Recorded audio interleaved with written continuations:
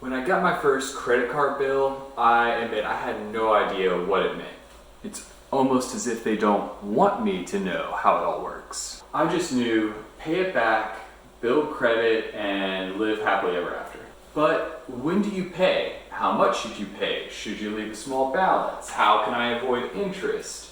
And what's with all these different terms out there? Fast forward many years and lessons later, and I'm here to share with you how I've determined how to have a perfect credit score and how to never pay a penny in interest over the years. I'll also define 12 key terms that credit card companies use to kind of trick and confuse you, to make it all simple. But first, hit like and subscribe for the algorithm, and comment below if you've got a credit card. So the first term that you need to understand is your statement. And your statement's got an opening date and a closing date. These two dates are going to get generated on that document. It's like a PDF, or you might get it in the mail. It's your credit card statement, and it's on a monthly cycle. Pro tip is to take note and to get your statement and read along, maybe watch this video a second time after you've taken some notes and follow along with your own. For example, we've got my Chase Sapphire Preferred card, and you can see an image of it here, and it's got a statement opening date of December 12th and a statement closing date of January 11th. And the time between those two dates is known as the billing cycle. During that billing cycle, you'll see all your credits, all your payments, and it'll track those month to month. And then you get your statement and it kind of totals it up for you. Now, all these transactions are going to be totaled up on the closing date. And this is kind of like a snapshot. This is going to be a very important amount and a very important date going forward. And for me, that's on January the 11th. So any transactions after the 11th are going to go on the next billing cycle. So once that statement happens, once they kind of take a snapshot of all the transactions that have happened on the card, it goes away and they start a whole new billing cycle. Now, if I don't pay anything, it rolls over onto that next billing cycle as well. That's going to be important for later for avoiding interest. Now, this is important. This is why you have a different current balance and statement balance if you log into your app when you're looking at your credit card. This is really the first way people can get in trouble when they're talking about just pay off your balance, it'll be fine. Do they mean your previous balance, your current balance, your new balance? There's a lot of balances, and it's important to know which one we're talking about. To keep it easy, the current balance is what I owe based on the app, based on my spending yesterday, today, tomorrow, whatever's pending. The new balance is what's due on this statement, the one that you see from January 11th, and the previous balance is what was due on the due date, the statement closing date on the last cycle, a month before.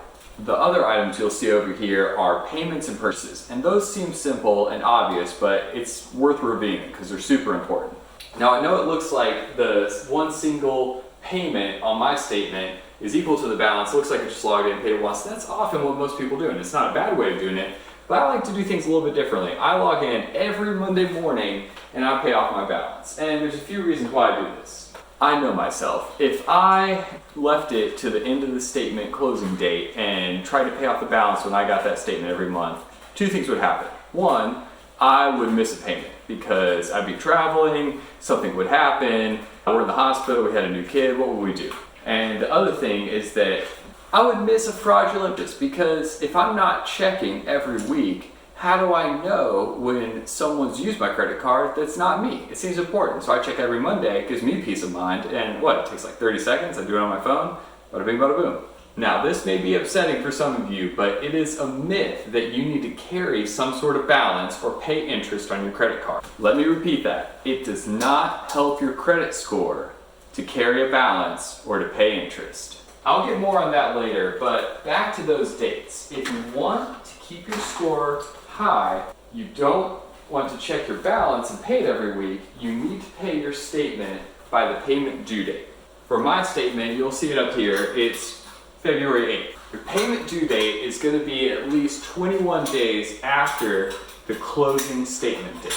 And it's going to be on the same day of the month every month. So for me, that's the 8th of every month, I know is my due date. The time period between the statement closing date and the due date is sometimes referred to as the grace period. But believe me, there is no grace in credit cards and credit card companies, and if you wait until the due date to pay, you're playing with fire and you're going to get burned. This is where people get burnt. They use their credit card during the holidays to pay for things like gifts and traveling, and it's sweater season, and they don't pay attention. They think, I'm gonna be able to pay this off with that next paycheck. It'll come around, maybe a New Year's bonus, and they just wait until that next due date. For me, it's in February, so that's a good time and distance away. But, you know, it's okay, I'll get paid later on. But what if something comes up? And then you're stuck with a bill bigger than what you can pay off, so you pay the minimum and you start to see interest charged. And interest is going to be an additional fee that's based on a percentage of the balance that you're carrying over. So whatever you don't pay, they're going to charge you more money for that. It may seem simple, but when you take that concept and you put numbers to it, it kind of gets scary. It's an important thing to pay attention to. That's why credit cards are not for everyone, and they're definitely not for an emergency situation. The other reason for always paying off your balance on time is to keep your utilization low. And so this is just one more thing that you're going to be paying attention to. I'll break down the numbers for that later in the video. But if you want a quick summary, on my statement, you'll see that I've got $20,000 of available credit on this card, and I've used $3,000 of it, so that's a 15% utilization rate. And I can already feel you in the comments typing up, oh my gosh, 15%, his score must be so low. But this is one card. Across all the different cards that I've got, and when you take it all and you count it all together, then my utilization, when I open up Credit Karma on the app, it's free, and it's what I recommend you use, then my utilization is between 2 and 3%. So between 2 and 3, not 23, but in the single digits, 2%. That's what we're shooting for. Some people get reasonably confused and they see a due date on their app, and it's back a few days before the closing date on their statement. They say, well, Daniel, you said the due date was going to be like 21 days after the closing date. And that due date is for your previous billing cycle. So if you were to look on my app, you would see that the due date is for the billing cycle that closes on January 11th. The due date on the app says January 8th, but that's for the billing cycle from the previous statement that I got. So it's important to know which statement you're looking at when you're looking at the different due dates and know which amount is due at what time. You don't want to over or underpay, because that's going to cause another problem for you. It's almost as if they want to make it more confusing than it needs to be. Like almost as if people miss the due dates on once an occasion, then they're going to earn more interest. They're going to make more and more money off of us as consumers. So why make it simpler? Why not keep it complicated? Now I know what some of you are thinking, but Daniel, my mom always just told me as I left for college, just make the minimum payments and you'll always be good. Okay, then let's talk about minimum payments. That's your next term. On my statement, you'll see that it has a minimum payment due of $40. That's pretty typical. It's normally $30 to $40. Now, if I paid $39.99, it would be counted as past due. I mean, even though I paid most of it, if it's less than $40, then it's going to be past due. Anything on the statement balance that you do not pay by the payment due date, anything on that statement balance amount, for me it's about $3,000. If I don't pay that and I just pay the minimum balance, everything else is going to carry over to the next billing cycle, to the next statement balance. And all that is going to start accruing interest. That's that extra cost for having a statement balance. You want to pay off the full statement each time by the due date so you don't get any interest charge. That's why I say with credit cards, you want to treat them like a debit card. You want your credit card to be only used for things that you've got cash for, something that you've got planned to pay for with cash in the bank, not in the next paycheck, not money that you're about to make or you think you'll make, or as soon as I sell that one thing on Facebook, that's when I'll have the money to pay for this thing that I'm already buying. Money in the bank. If you don't have cash in the bank, an emergency fund, a budget, then credit cards are probably not for you. And once you get those things in line, then maybe you could use a credit card to help build your credit and hit those future milestones. But chances are, if you're broke, it's just going to dig you in a hole and you're going to be playing with fire and get burnt. So we want to avoid that at all costs. And that probably means using a debit card while you're broke. And that's totally fine. There's debit cards out there that you can use to still build credit. Just Google that. To be extra sure, if you're ready for a credit card, if that's your biggest question, then drop me a comment and I'll give you a free guide. I'll send it to you right away directly, and it will help you determine whether or not you're ready for a credit card or where you're at in your financial journey. Now, if you're someone who has debt across multiple accounts, maybe you've already opened multiple credit cards, maybe you've got student loans, you've got car payments, then I'd be making minimum payments on all of those. This is just what I would do. And I would target one of those pieces of debt. Maybe it's because of high interest, maybe it's because it's the smallest and you want to pay one off and get some momentum.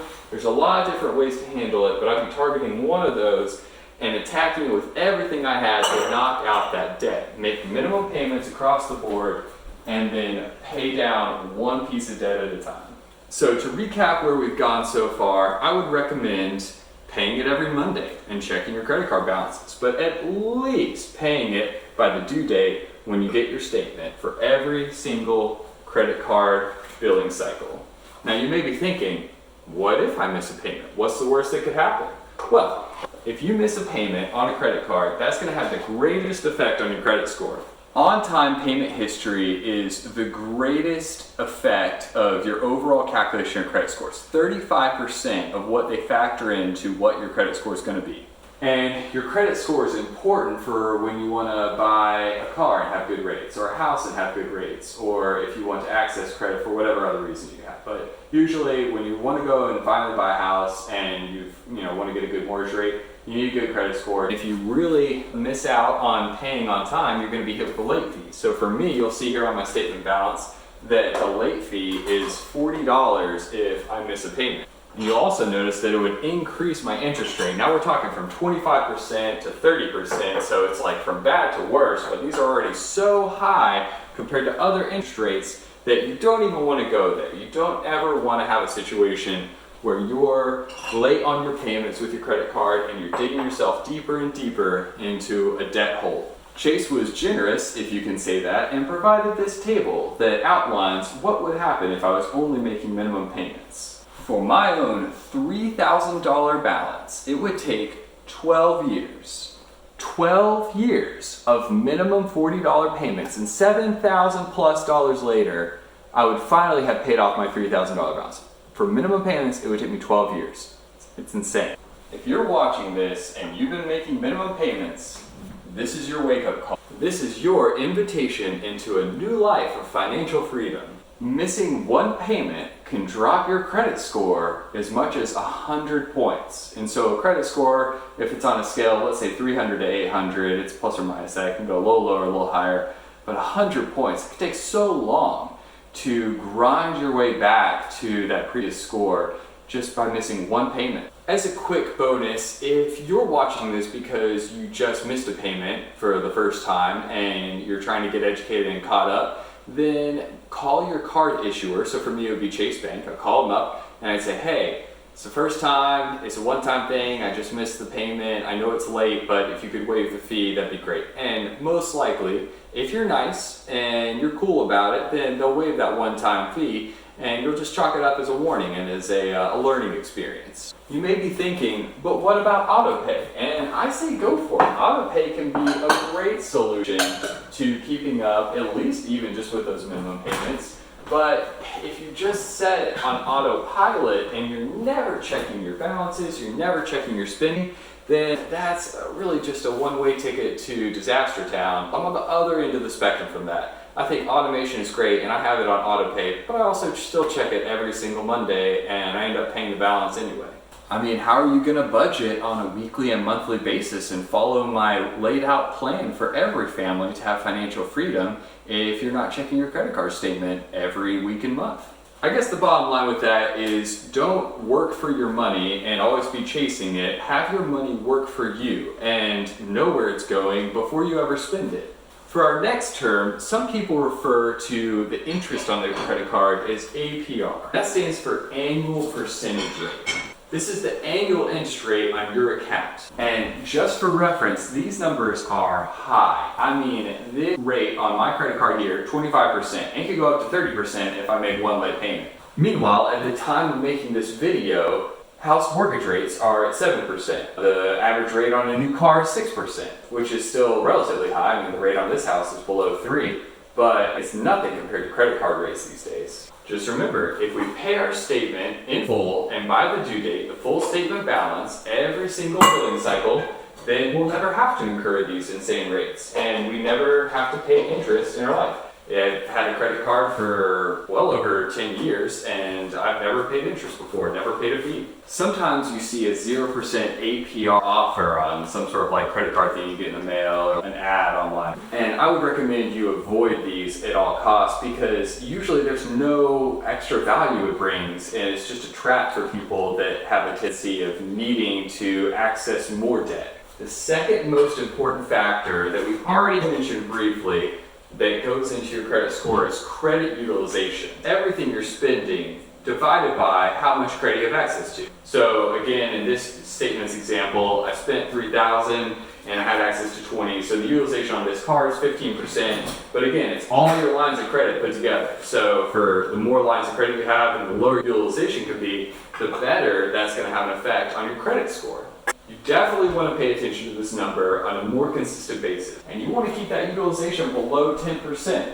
Like for me, I expect it to always stay around 2 to 3%. It's always want to be in those single digits, as low as you can go without it being zero. You want to at least use your credit in some way. Check out my channel for more in-depth tips for your own family's financial freedom journey.